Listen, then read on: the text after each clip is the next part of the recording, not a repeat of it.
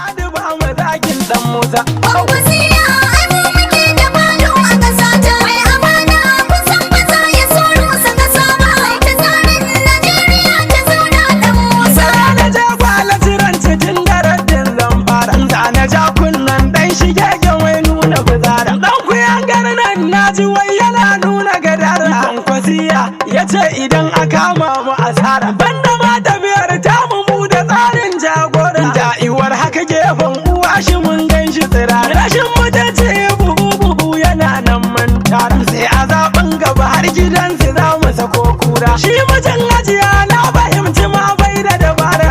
Akwai ta ba za ya ja da tsarin dan Musa. Kwankwasiya ai mu muke da balo a ƙasa ta. Mai amana kusan ba za ya so rusa ƙasa ba. Ai ta tsarin Najeriya ta zauna dan Musa. Gwamnatin yamba za ku bari kun ji kunya mun gan kun kaddarori na mutan Kano yana aljihun kuɗin masallaci kun zuba cikin aljihun makabartu waɗansu kun rabawa junan ku ba da lama a kuɗin ta kun rike shi a hannun ku. Dukkanin fili sai mukan shi wai ya zama naku. Kasuwanni ma kun gine su ba kwa littafi. Mun ga hanyoyin yan jihar Kano sun zama naku. Dukkanin talakawan jihar Kano sun shiga tasku. Me dabara a shi za ya gane hujjar dan Musa. Kwankwasiya ai mu muke da balo a ƙasa ta. Mai amana kusan ba za ya so rusa ƙasa ba. Ai ta tsarin Najeriya ta zauna dan Musa. Kana jan zakara dan abun da za su rufo. Tura da kayansa da ya mace ku ja shi cikin shi. Batun ta kwaikwaiwa